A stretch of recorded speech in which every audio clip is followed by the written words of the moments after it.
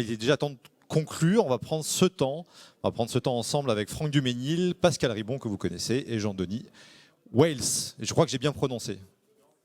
Ah non, c'est pas ça. Vallès. Wallès. Ah, vous allez dire à ma place parce que là, je suis perdu. Là. Asseyez-vous où vous voulez. Voilà, mettez-vous là. Tenez, Jean-Denis. Ouais, très bien. Pardon, excusez-moi. Je vous ai grillé. C'est mon siège. Alors, qui se lance? Qui a envie de commencer à conclure? On va prendre quelques minutes chacun. Vous avez écouté attentivement, je pense, tous les échanges aujourd'hui, les questions, les réponses.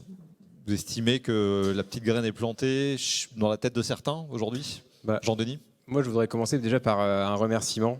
Déjà à toutes les équipes de Pascal Ribon, parce qu'elles font 18 ou 20 dates dans toute la France et ça demande une organisation énorme. Donc déjà, merci à eux. Je vous le confirme. Merci à toi aussi. Merci aussi à l'Université de Lille. Je ne me lancerai pas dans une énumération de tous les partenaires, mais parce que je vais en oublier et je vais faire des jaloux. Mais en tout cas, merci à tout le monde, parce que franchement, si c'est des journées qui se passent super bien, si on peut échanger tous ensemble, faire des one-to-one, discuter business et parler deep tech, c'est grâce à ce type de journée. Donc je voulais déjà commencer par remercier tout ce beau monde, remercier aussi mon équipe qui a été présente pendant cette journée. Voilà, merci à tous avant de poursuivre la conclusion. Pas de souci. Il n'y a plus qu'à maintenant. Hein, si on... J'ai le micro, Vous pouvez le garder? Je le garde.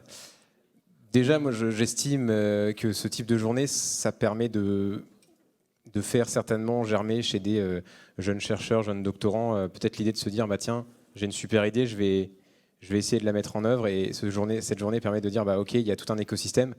Oui, être entrepreneur, c'est pas un long fleuve tranquille, mais il y a tout un écosystème qui est là pour accompagner. Et je pense que c'est important. Et nous, l'écosystème, au sens très large du terme, de se dire, aujourd'hui, finalement, le Deep Tech Tour à Lille, c'est une étape, et c'est à nous aussi d'en faire un petit peu ce qu'on en veut, de s'en servir comme tremplin pour échanger encore plus entre nous, de se dire qu'il y a des beaux projets, qu'il faut aller, faut finalement aller dans les labos, aller chercher justement les chercheurs, excusez-moi du terme. Là où ils sont. Ouais. Exactement, là où ils sont, et de leur dire, voilà, vous avez une idée, elle est bonne, est-ce que vous auriez envie d'aller créer une start-up? On est là pour vous accompagner, on peut même vous mettre un binôme plus financier, plus analyste avec vous pour vous aider à monter une activité technico-économique. Donc je pense que c'est important, et je parlerai plus spécifiquement du territoire Hauts-de-France. On sent vraiment que depuis le Covid, depuis 1 ou 2 ans, ça pousse vraiment en innovation, mais aussi plus spécifiquement en deep tech. J'en parlais tout à l'heure avec Pascal, on a des gros besoins, nous à notre niveau, on sent vraiment que ça pousse. Il y a des territoires, on s'y attend, comme l'Île-de-France, comme Grenoble, et on s'y attend moins un peu en Hauts-de-France. Donc je pense que ça peut être une fierté collective sur ce sujet. Donc voilà, je voulais encore une fois tous vous remercier, et je pense que c'est le début d'une belle histoire, la Deep Tech. Ça fait 3 ans que c'est lancé, mais je pense qu'on est vraiment au début du chapitre et au début du livre, et je pense qu'on a encore une belle histoire, parce qu'on n'est pas encore aux 500 startups au niveau national. Bientôt. Mais on va y tendre, et on va y arriver, il n'y a aucun doute. Merci pour ces mots. Jean-Denis, Franck, je vais vous poser la même question finalement. Qu'est-ce que vous retenez de cette journée-là? Quel message vous voulez faire passer pour finir, histoire que ce soit le dernier mot avec lequel repartent nos auditeurs? Oui, je m'associe aux remerciements. Effectivement, cet événement organisé autour de BPI et de tous les acteurs qui gravitent dans l'écosystème est vraiment extrêmement important, puisque on a vraiment beaucoup de monde autour de la table. On a entendu énormément de témoignages, donc je vais essayer de ne pas être très long parce que je pense que j'ai 5 minutes, mais ça donne plein d'idées. Déjà, à titre personnel, effectivement, quand j'ai entendu les divers témoignages, j'ai mis en connexion déjà plusieurs personnes, parce que ça m'a donné des idées. Donc c'est déjà fait, là. Ça commence déjà. Ça commence déjà. Rien que sur l'objet spécifique des témoignages, sur la base de cette journée, ça donne des idées. Donc imaginons ce qui se passerait si on faisait une journée encore plus importante, avec beaucoup plus d'acteurs.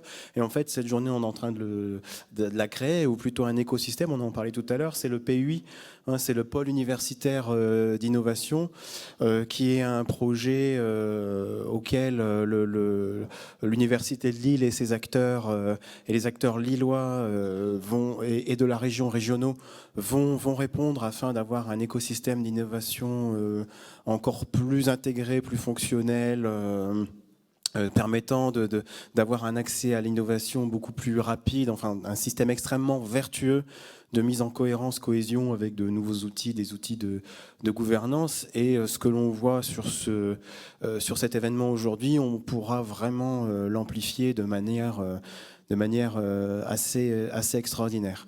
Alors je rebondis aussi sur une expression que vous venez de donner, ce n'est pas un long fleuve tranquille, mais ce qu'on voit également, et je l'ai évoqué tout à l'heure par rapport à ma propre expérience dans mon laboratoire, où je vous ai dit on a créé une start-up, et ensuite, suite à cette start-up, ça a donné 3 autres idées de start-up au sein du même laboratoire qui ont été créés, et je suppose que c'est pas fini. Voyons, Monsieur Logier aussi, on a le challenge de dépasser 14, c'est difficile, mais je vous félicite. Donc je pense aussi que cet événement est une preuve par l'exemple qu'on peut y réussir. Il n'y a pas qu'un seul modèle, ça aussi ça a été rappelé plusieurs fois, il n'y a pas qu'une manière d'accéder au poste alors c'est des mots qui n'ont peut-être pas forcément parlé toujours au CTO, au CEO, bref, à la direction d'une entreprise dans ses différentes dimensions, que ce soit directeur général ou directeur scientifique, etc. Il y a tout ce type de structure. On voit que c'est possible dans plein d'environnements différents, dans beaucoup de disciplines différentes, selon différentes modalités. On a parlé par exemple de la propriété intellectuelle avec les brevets, mais il n'y a pas forcément un brevet pour créer une entreprise. On a parlé du savoir-faire, même si les modalités sont un petit peu plus complexes, ou alors du logiciel, on a aussi eu cet exemple-là. Et on n'a pas caché non plus que ce n'était pas un long fleuve tranquille, mais quelque part, si c'était un long fleuve tranquille, ça n'aurait pas forcément d'intérêt. Maintenant, c'est un peu comme la recherche. Si on sait tout de suite que ce qu'on cherche, on va le trouver, autant pas chercher, autant chercher autre chose. Donc là, effectivement, c'est pas un long fleuve tranquille, mais c'est très très valorisant. On a énormément d'acteurs dans l'écosystème qui permettent d'aider à la création, au développement de l'entreprise. Et j'espère qu'on aura réussi à prouver donc, à toutes les générations, puisqu'on a aussi parlé pas mal de générations. Alors l'ancienne génération, je me mets dedans, je vous rassure, mais aussi la jeune génération qui... alors je vais peut-être empiéter sur mes 5 minutes. La jeune génération qui est beaucoup plus... engagé à mon sens, dans le développement de son propre business. On a parlé tout à l'heure des réticences sur le plateau auquel j'ai participé. D'ailleurs, sur d'autres plateaux, ça a été également évoqué.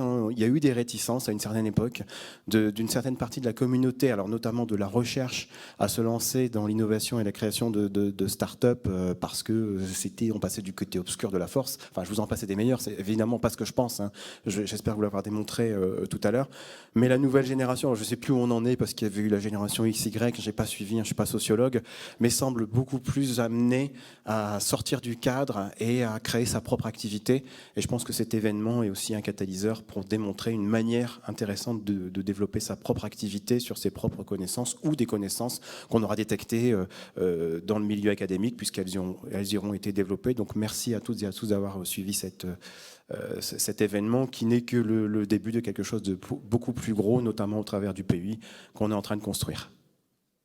Et merci à vous de l'avoir conclu avec vos mots. Pascal Ribon, vous avez l'honneur de conclure, moi vous allez reprendre la parole derrière, mais vous avez l'honneur de conclure cette journée. Donc il a été question de beaucoup de choses ont été dites, comprises, on l'espère aussi, toujours cet objectif de 500 startups, un PUI bientôt, donc avec l'Université de Lille, on l'a compris. Voilà.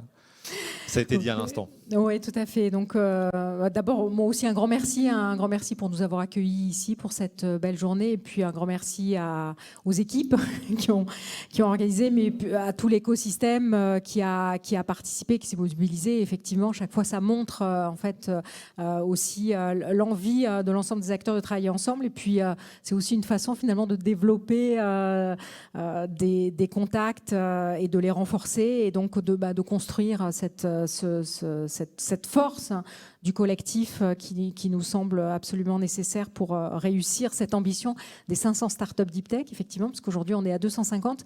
Mais je trouve, là on le disait ce matin, 14e ou 15e date, je ne sais plus, je n'ai pas fait le compte entre-temps. Mais, on se pose la question à toutes les dates, mais je crois que c'est la 15e. On aura la réponse après. Et je trouve que c'est vraiment c'est très énergisant parce que on voit l'envie en fait des acteurs de l'écosystème et puis les expériences, les témoignages, les cas particuliers et d'ailleurs de tous les âges. Et ça montre qu'il y a une dynamique forte et que ces 500 startups, parfois il y a des gens au niveau national qui nous disent mais non, 500 c'est beaucoup trop, en fait on n'y arrivera pas, etc. Et donc ça montre que sur le terrain ça pousse et que des projets il y en a, les acteurs s'organisent, on l'a vu toute la journée, il y a de multiples interlocuteurs et puis il y a toute une dynamique, on parlait effectivement entre midi et deux du pôle universitaire d'innovation, donc une volonté des acteurs de s'organiser encore plus finalement pour accompagner ce mouvement et je crois aussi, on l'a vu aussi, des envies d'impact en fait de la part des jeunes et d'être finalement effectivement l'entrepreneur de soi-même et de porter jusqu'au résultat ce qu'on a pu construire. Donc voilà, j'espère que cette journée en tout cas aura participé à faire prendre conscience à ceux qui ont une petite idée que ils peuvent l'apporter, que c'est pas quelque chose de difficile. Enfin, c'est quelque chose, c'est pas un long fleuve tranquille effectivement, mais c'est quelque chose d'enthousiasmant.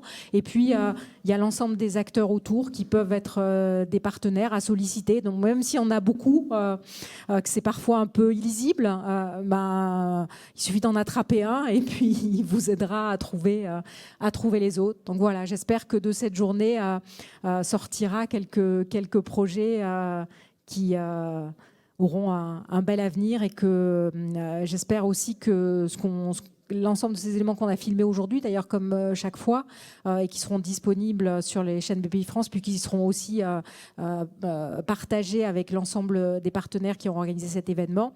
J'espère que ces capsules vidéo donneront envie encore à d'autres et feront pousser des projets de start-up très largement. Merci Pascal, merci à vous deux, merci à vous de nous avoir écoutés, d'avoir participé, de vous avoir donné vos retours d'expérience. Il est maintenant temps de conclure cette étape lilloise du Deep Tech Tour. C'était Laurent Simon, lisez The Meta News, il paraît que ça fait pas de mal. Merci à vous, on peut s'applaudir tous ensemble et à bientôt à Rennes.